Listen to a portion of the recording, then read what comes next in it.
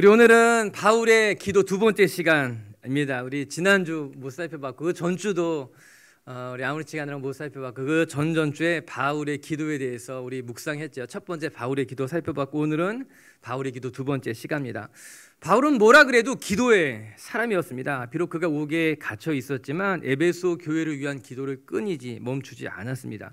영적인 책임감을 가진 사람이었어요. 내 교회를 위해서 기도하고 내가 세운 교회를 위해서 기도하고 나의 성도들을 위해서 기도했던 사람이 바울이었습니다. 그리고 바울의 기도를 통해서 에베소 교회는 든든하게 세워져 갈 수 있었어요. 소아시아 지역에서 특별히 에베소라고 하는 곳이 우상 숭배가 극심했던 곳이었음에도 불구하고 에베소 교회는 그곳에서 든든히 자리 잡을 수 있었죠. 그 모든 것이 바울의 기도였어요. 바울뿐만 아니라 교회를 위해서 기도했던 사람들 때문에 에베소 교회가 든든히 세워졌던 것 아니겠습니까? 바울의 기도는 크게 네 가지로 나눌 수 있었습니다. 첫 번째, 바울은 지혜와 계시의 영을 주사 하나님을 알게 해주십시오. 그렇게 기도했어요. 그리고 두 번째, 바울의 기도는 하나님 우리의 마음의 눈을 뜨게 해주셔서 우리 각 사람을 향한 부르심의 소망이 무엇인지를 알게 해주십시오. 그렇게 기도했어요. 우리가 지난주에 살펴본 말씀이에요. 그리고 이제 오늘 살펴본 말씀인데 세 번째, 바울은 성도 안에 우리에게 주신 기업의 영광의 풍성함이 무엇인지를 알게 해주십시오. 기도했고 끝으로 네 번째는 우리 믿는 이들에게 베푸신 하나님의 능력이 얼마나 큰지 알게 해달라고 기도했습니다. 그의 기도 제목에 공통점이 보이지 않습니까? 바울의 기도 제목은 하나같이 똑같이 알게 해달라고 하는 것이었어요. 첫 번째는 지혜와 계시의 영을 주사 하나님을 먼저 알게 해주십시오. 그게 첫 번째 기도였고 두 번째, 세 번째, 네 번째 그의 기도는 하나님을 알았다면 내 자신을 알게 해주십시오. 은혜 받은 내가 어떠한 존재인지, 하나님의 사랑을 받은 내가 어떠한 존재인지를 알게 해달라고 하는 기도였습니다. 여러분, 우리 신앙이 깊어지길 원한다면 우리 하나님을 제대로 알아야만 합니다. 하나님을 제대로 알아야지만 우리의 신앙이 담대해질 수 있는 거예요. 우리가 삶에서 불안해하고 두려워하는 이유는 하나님을, 내가 믿고 따르는 하나님을 제대로 알지 못하기 때문입니다. 하나님을 안다고 말하지만 하나님에 대한 확신이 없기 때문에 두려운 거예요. 겁내는 거예요. 신앙이 자라지 못하는 것이죠. 그러나 하나님을 제대로 알면 우리 마음이 담대해지는 겁니다. 하나님을 제대로 알면 삶의 자리에 능력이 나타나게 되어 있는 것이죠. 두렵지가 않습니다. 그뿐만 아니라 하나님에 대해서 알고 또 하나님 안에 내가 누구인지 알면 또 담대해지게 되는 거예요. 세상에서 말하는 나를 보는 것이 아니라, 사람들이 이야기하는 나를 아는 것이 아니라 하나님 안에 숨겨진 내 안에 하나님의 계획을 알게 되면요, 하나님의 영광을 알게 되면요, 담대해질 수 있는 것입니다. 그것이 하나님의 백성이 가진 축복이라고 하는 것. 내가 얼마나 하나님 안에 귀한 존재인지, 내 안에 하나님 어떠한 계획이 숨겨져 있는지, 내가 장차 어떠한 존재가 될지, 하나님의 축복은 무엇인지 알게 되면요, 우리가 두렵지 않아요. 걱정하지 않게 돼요. 하나님을 의지하며 살아가게 되는 것이죠. 그렇기 때문에 바울은 에베소 성도들을 위해서 기도할 때마다 고백하고 있는 겁니다. 하나님 알게 해주십시오. 저들이 정말 하나님의 능력을 알게 해주시길 원합니다. 정말 저들이 마음의 눈을 떠가지고 내가 누구인지, 하나님의 은혜가 내 안에 어떻게 감춰져 있는지 알게 해주길 바란다라고 하는 거예요. 사랑하는 비치교회 성도 여러분, 우리 비치교회 성도 여러분들도 정말 알게 되기를 주님의 이름으로 축복합니다. 우리가 믿고 따르는 그 하나님이 얼마나 대단한 분이신지를 알게 되기를 바라고, 그 하나님의 사랑을 받는 여러분들이 어떠한 존재인지를 알게 되는 것으로 말미암아 여러분의 신앙생활이 신나고 여러분의 믿음의 생활에 능력이 있게 되기를 바랍니다. 아우리치를 모두 마치고 이제 코로나에 걸렸잖아요. 이게 너무 그래도 감사한 일이에요. 아우리치까지 다 마치고 코로나 확진이 돼서 이제 집에 격리되어져 있는데 너무너무 예배하고 싶은 거예요. 너무너무 예배하고 싶은 거예요. 내가 아우리치 기간 동안 만났던 그 하나님, 그 영광스러운 하나님, 우리와 함께 하셨던 하나님, 그거 위대하신 하나님을 너무너무 예배하고 싶은 마음이 가득 찼던 거예요. 그래서 혼자서 막 예배했어요. 예배하면서 혼자서 마음이 막 뜨거워졌어요. 그러면서 스스로를 바라보면서 내가 혼자 이거 뭐 하는 건가? 예배하는 거죠. 좋은 거죠. 감사한 거죠. 너무너무 행복했어요. 그리고 오늘 이렇게 예배에 나오니까 너무 감사한 거예요. 우리가 날마다 믿음의 길을 걸어가면서 하나님을 알아가고 내가 만난 하나님을 배워가고 그 하나님을 예배하는 것이 얼마나 기쁘고 좋은 일일까, 그런 생각해보게 되는 거죠. 할렐루야. 오늘 이 예배의 자리가 우리가 살아나는 자리가 되고, 이 예배의 자리가 하나님을 더 깊이 알아가는 자리가 되시기를 주님의 이름으로 축복합니다. 우리 말씀 먼저 같이 봅시다. 에베소서 3장 18절과 19절에 이런 말씀이 나와 있어요. 같이 한번 우리 읽어볼까요? 에베소서 시작. 능히 모든 성도와 함께 지식에 넘치는 그리스도의 사랑을 알고 그 너비와 길이와 높이와 깊이가 어떠함을 깨달아 하나님의 모든 충만하신 것으로 너희에게 충만하게 하시기를 구하노라. 모든 성도들이 지식에까지 하나님을 알게 돼서 하나님의 사랑이 넓이와 길이와 높이와 깊이가 어떠한지를 여러분이 알게 되기를 원합니다. 그 하나님이 얼마나 우리를 사랑하시는지, 그 사랑의 길이와 높이와 깊이와 이 모든 것이 얼마나 큰지를 알게 되기를 바란다라고 하는 거예요. 이게 바울의 간절한 기도입니다. 1장에도 나오지만 3장에 다시 한번 바울은 기도하면서 우리가 하나님의 사랑을 알아야만 됩니다. 하나님의 사랑을 깨달으면 우리가 살아나게 됩니다. 고백하고 있는 것이죠. 할렐루야.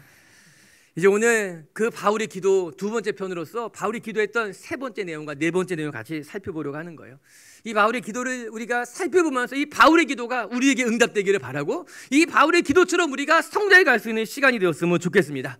그럼 첫 번째, 오늘 말씀을 통해 우리가 배우게 되는 바울의 세 번째 기도의 주제가 무엇인가? 그것은 성도에게 주신 하나님의 기업, 그 영광이 얼마나 풍성한지를 알아야 된다라고 하는 거예요.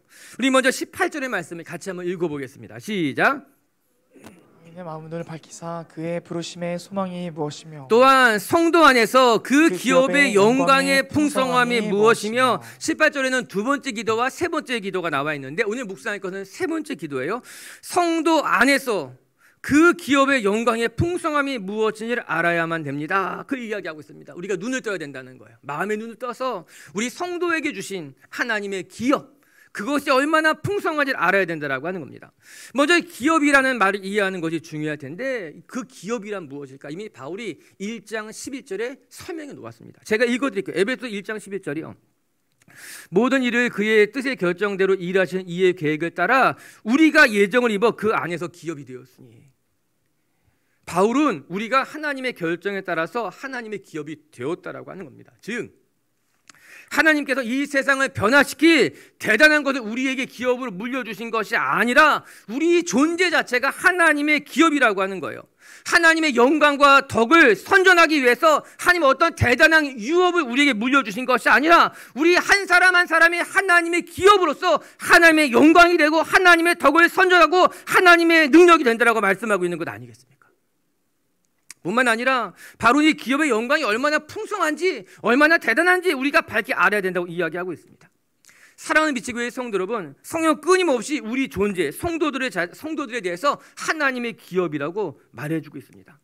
하나님의 나라를 위해서 대단한 무엇이 우리에게 필요한 것이 아니라 우리 한 사람 한 사람이 이미 하나님의 대단한 기업이라는 거예요. 하나님의 나라를 영광스럽게 할 하나님의 상속이고 하나님의 선물이고 하나님의 유업이라고 말씀해주고 있는 것 아니겠습니까?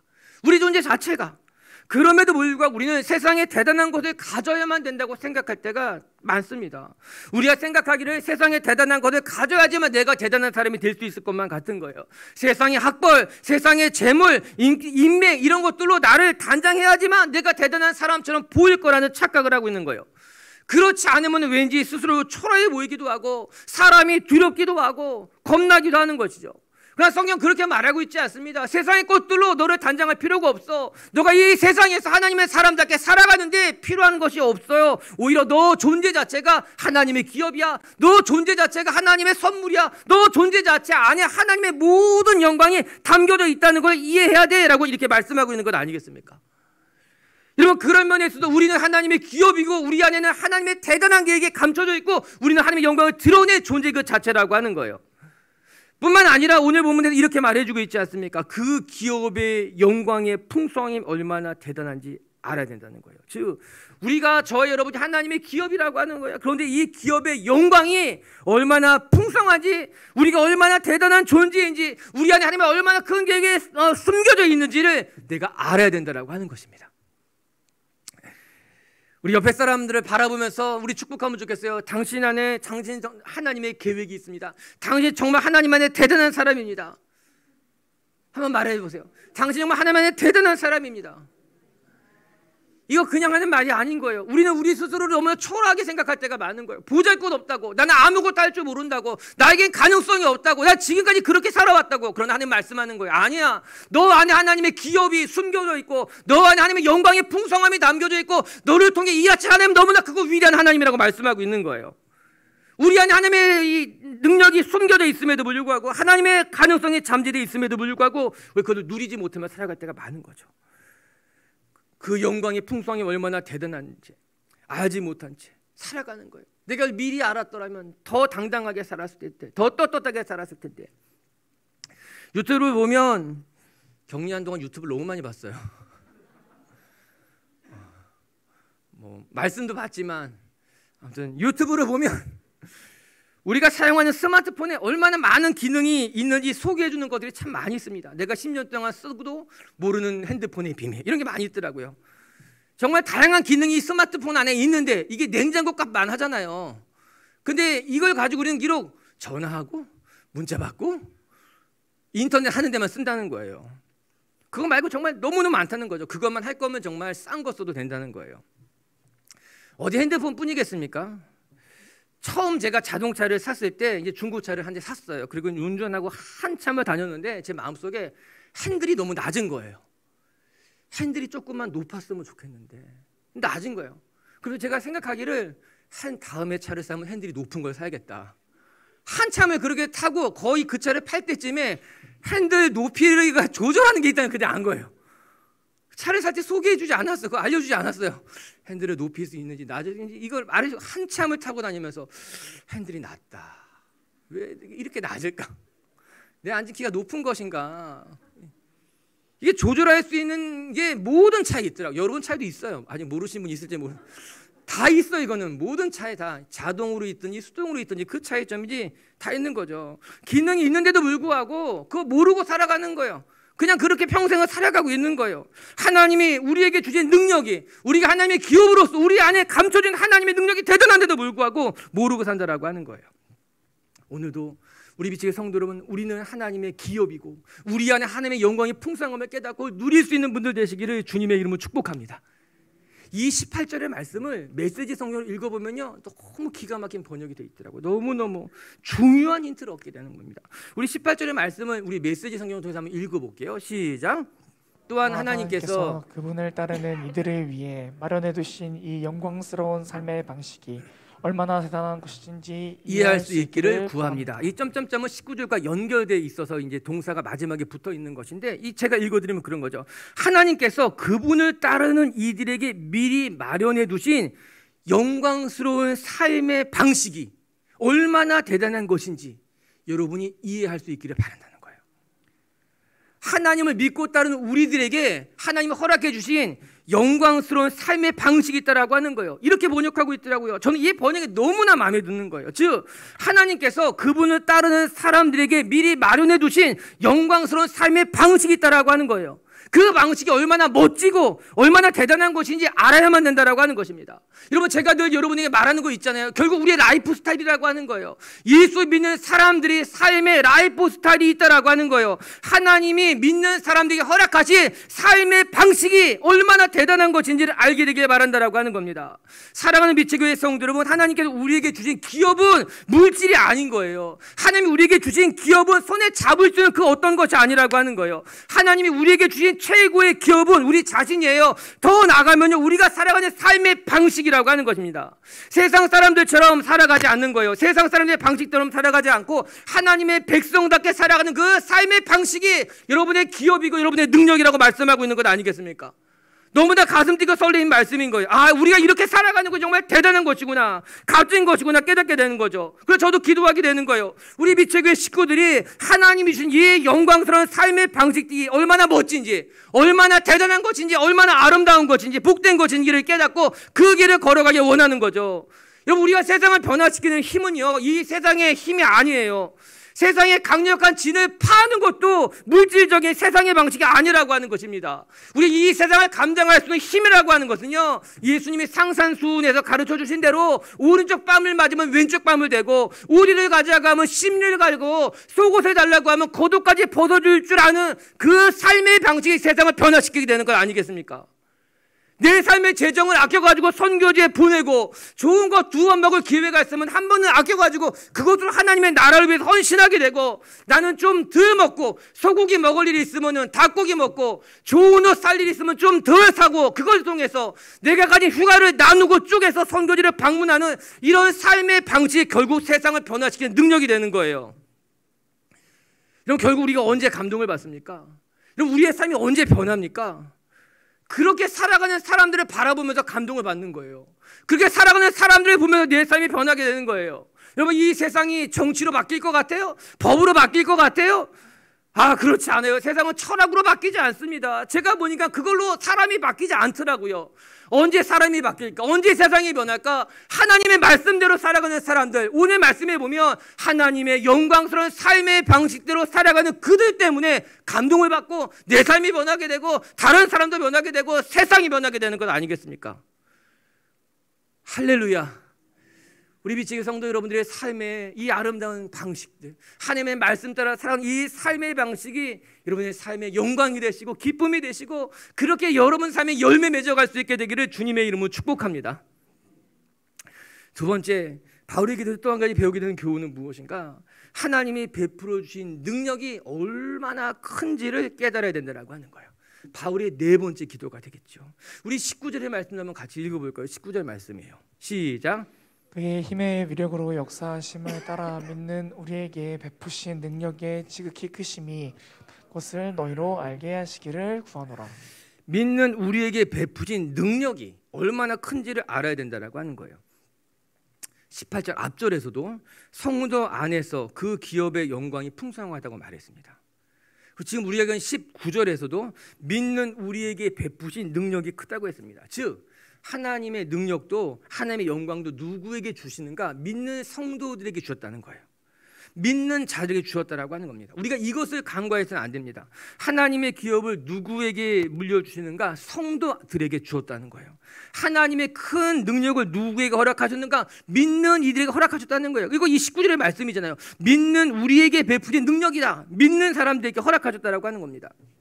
여러분, 하나님의 은혜, 하나님의 능력은, 하나님의 영광은 아무에게나 허락된 것이 아니에요. 이 모든 것은 다 하나님의 백성들에게, 주님을 믿고 따르는 자들에게 허락하신 하나님의 축복의 선물이라고 하는 것이죠. 하나님께는 하나님의 능력이 헛되이 사용되는 것을 원하지 않았습니다. 아무에게나 하나님의 비밀을 깨닫게 하지 않았다는 거예요. 하나님을 믿고 따르는 그 사람에게 하나님이 허락해 주신 것 아니겠습니까?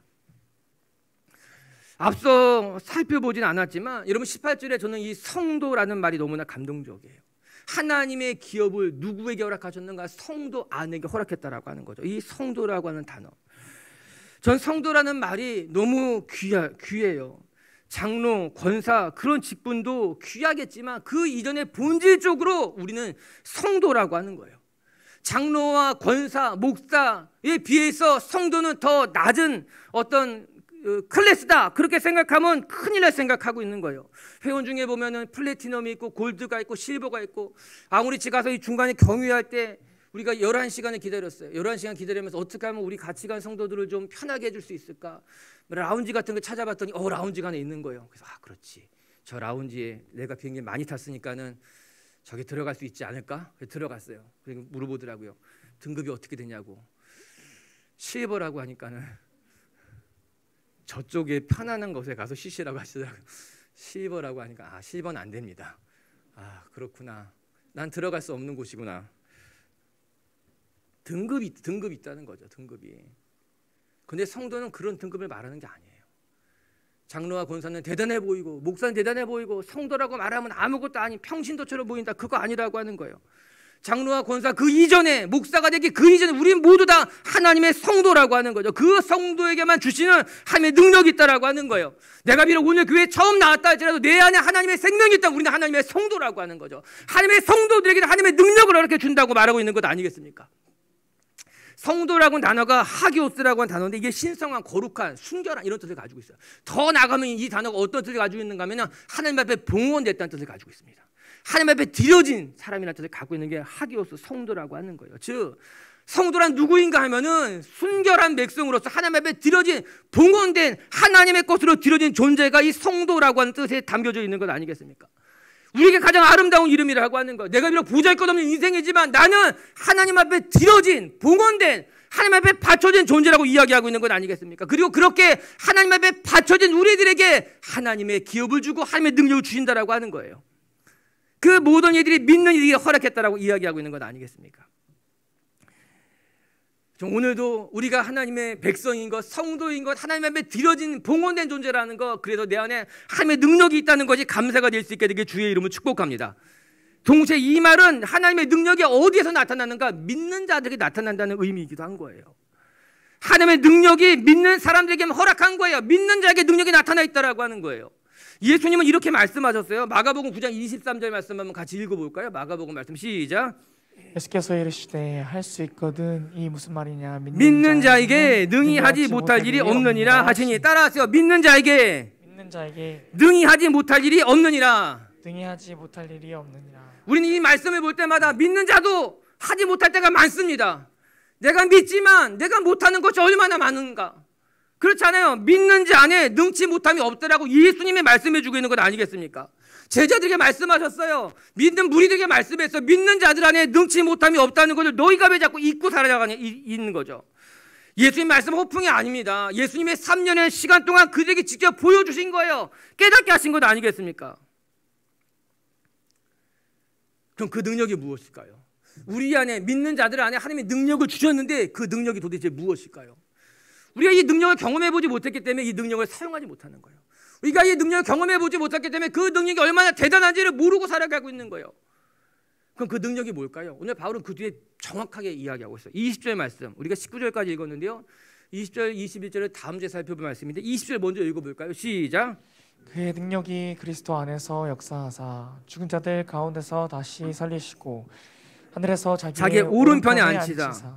그 능력이 우리에게 주신 그 능력이 무엇인가 하면은 그리스도 안에서 역사하셔서 죽은 자들 가운데서 예수님을 살리신 능력이라고 하는 거예요. 즉 하나님 우리에게 허락하신 그 능력의 근원은 무엇인가 하면은 죽은 예수님까지도 살리신 능력과 똑같다라고 하는 거죠. 여러분 이 세상 모든 피조물들은 죽음을 이길 수가 없었습니다. 죽음을 넘어갈 수가 없었어요. 죽음은 모든 피조물이 감당한 가장 큰 숙제였어요. 이길 수 없는 것이었어요. 그런데 하나님의 능력은 그 죽음까지도 굴복시키고 죽은 자들 가운데서 예수님을 살리시고 그 죽은 자들을 넘어간 것이 하나님의 능력이라고 하는 거죠. 여러분 바울이 이것을 이야기한 이유가 무엇일까요? 하나님의 능력을 설명하는데 가장 적절한 것이 무엇일까 하면 죽음까지도 이겼다는 것이에요. 여러분 학창시절에 가장 싸움 잘하는 학생은 일진이라고 하잖아요. 근데 그 가장 싸움 잘하는 그 사람을 쓰러뜨리면 2등, 3등하고 싸울 일이 있습니까? 없어요. 서열이 딱 정리가 되는 거예요. 제일 센 애를 딱 무너뜨리게 되면은 2등, 3등, 4등 다 쭉 정리가 되는 거예요. 죽음이라고 하는 것이 모든 피조물에게 가장 위협적인 존재였고 그것을 능히 이긴 자가 없었지만 우리 하나님의 능력은 그 죽은 자들 가운데서 예수 그리스도의 살신 죽음까지도 굴복시킨 능력이라고 말씀하고 있죠. 서열 정리가 끝났다는 겁니다. 하나님의 능력은 이 세상 그 모든 것도 가능하게 한다는 것을 말해주고 있는 거예요. 죽음까지도 굴복시키는 것이 하나님의 능력이라 그렇게 이야기하고 있는 것 아니겠습니까? 그 능력이 누구에게 있는가 하면 예수를 믿고 따르는 우리들에게 그 능력이 있다고 성경이 말씀해 주고 있는 거죠. 이 하나님의 능력은 현재 우리의 삶에 적용되는 거예요. 믿음은 바라는 것들의 실상이고 보지 못하는 것의 증거다. 때로 우리는 우리의 신앙은 먼 장래를 소망하게 됩니다. 먼 미래에 나타날 것들을 바라보게 되는 거예요. 그런데 하나님의 능력은 미래의 일이 아니라 오늘 지금 우리가 경험하는 일인 거죠. 19절의 말씀을 보게 되면은 모든 믿는 자에게 베푸는 능력이 얼마나 큰지를 알아야 된다고 말하죠. 우리 안에 하나님의 능력이 얼마나 큰지를 알아야 된다는데 문제는 하나님의 능력을 알고 그 능력대로 살아가는 사람도 있지만 두 번째 하나님의 능력을 알지 못한 채 자신의 능력으로만 살아가는 사람이 있다는 거예요. 세 번째 하나님의 능력을 알고 있지만 여전히 자기 힘으로만 살아가는 사람도 있더라고 하는 거죠. 이게 너무 안타까운 거예요. 하나님의 능력을 알고 하나님의 능력대로 살아간다면 그 예수 믿는 사람들의 삶일 거예요. 그러나 문제는 하나님의 능력을 몰라서 자기 힘으로만 살아가는 불쌍한 사람도 있다는 거죠. 또 어떤 사람들은 하나님의 능력을 믿고 알고 있음에도 불구하고 자기 힘으로만 살아가는 미련한 사람도 있다라고 하는 거예요.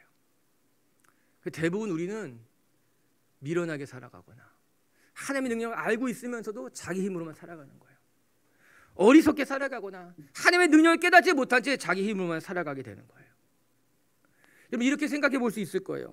사람은 누구나 어떤 문제를 만나게 되면은 자기가 할 수 있는 모든 리소스를 다 동원해서 문제를 해결하게 됩니다. 예를 들어서 우리가 사업을 하다가 망하게 되면은 어려운 일을 겪게 되면 자기가 사용할 수 있는 모든 방법을 다 동원하게 됩니다. 뭐 가지고 있었던 땅을 팔기도 하고 집을 팔기도 하고 가까운 친척들을 찾아가서 빌리기도 하겠지요. 자기가 동원할 수 있는 최대한의 방법, 모든 리소스를 동원해서 문제를 풀어가려고 하는 거예요. 그리고 때로는 그런 리소스가 많은 사람들을 가리켜서 힘이 있다고 말합니다. 저축해 놓은 돈이 많은 사람, 팔 수 있는 땅을 많이 가지고 있는 사람, 친척들이 어떤 대단한 사람들, 그래서 문제 해결이 가능한 사람들이 가리켜서 저 사람 힘이 있다, 그렇게 말합니다. 그런데 이들 모두 다 똑같이 자기의 리소스를 사용하는 것뿐이에요. 내가 활용할 수 있는, 그것에는 높고 낮음이 있겠죠. 많고 적음이 있겠죠. 어떤 사람은 더 많은 리소스를 갖고 있고 어떤 사람은 적은 리소스를 갖고 있어서 감당할 수 있는 것이 부족하고. 그러나 오늘 성경 무엇이라고 말합니까? 우리 예수 믿는 사람들에게는 자기의 리소스로만 살아가는 것이 아니라 하나님의 리소스를 사용할 줄 아는 사람이 되어야 된다고 하는 거예요. 내가 활용할 수 있는 것이 내 능력, 내 주변의 능력으로만 살아가는 사람이 되는 것이 아니라 하나님의 능력을 가지고 와서 살아갈 수 있는 사람이 되어야 된다고 하는 거예요. 하나님의 능력을 통해서 사용할 수 있는 사람이 되어야 된다고 하는 거예요. 예수 믿는 사람 중에 어느 누구도 기도하고 난 다음에 맨 마지막에 자기의 이름으로 기도하지 않습니다. 자기 아버지의 이름으로 기도하지 않습니다. 내가 가진 땅, 내가 가진 집의 능력으로 기도하지 않습니다. 우리가 기도하고 난 맨 마지막에 우리는 예수님의 이름으로 기도하는 거예요. 그게 무엇이에요? 예수님의 리소스를 가져오는 거예요. 예수님의 능력을 가져오는 거예요. 내 기도에, 내 삶에, 내 문제에 예수님의 능력을 가져가서 기도하고 있는 건 아니겠습니까? 저는 바로 이야기하고 있는 겁니다. 너의 삶의 순결인 하나님의 능력을 알고 그 능력을 사용할 줄 아는 하나님의 사람이 되라, 그렇게 이야기하고 있는 것 아니겠습니까? 우리 비치교회 성도 여러분들이 이렇게 여러분의 힘, 여러분 안에 있는 가능성으로만 살아가는 것이 아니라 여러분에게 숨겨진, 여러분과 함께 하시는, 우리에게 하나님의 위대한 능력을 베푸신 그 하나님의 모든 리소스를 동원해서 예수 그리스도의 이름으로 기도하며 예수 그리스도의 이름으로 싸우며 예수 그리스도의 이름으로 승리할 수 있는 분들 되시기를 주님의 이름으로 축복합니다. 오늘 이 말씀을 성경 이렇게 이야기하고 있습니다. 하나님 안에서 믿는 이들에게 베푸신 능력이라고요. 여기 베풀었다고 하는 단어가 우리에게 주는 은혜가 있습니다. 여러분, 베풀다고 하는 것은요, 은혜라는 단어와 매우 유사한 개념이에요.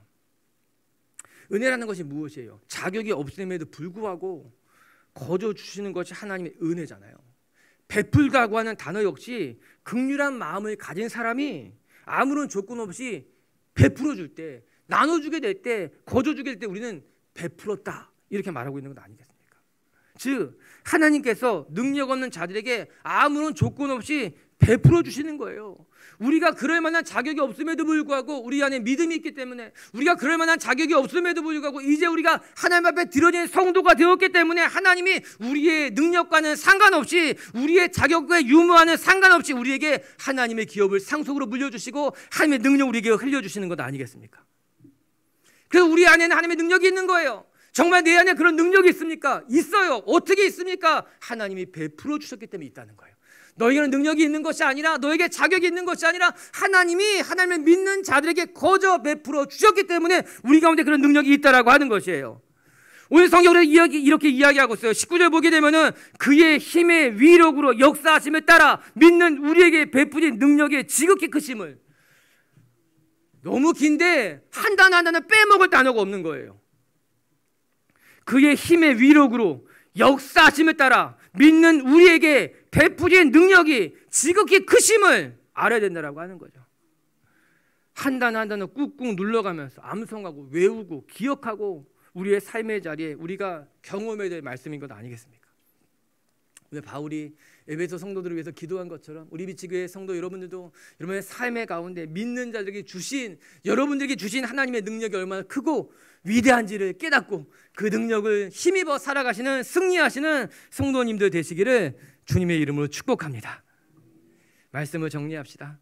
바울은 에베소 성도들을 위해서 4가지를 기도하고 있습니다.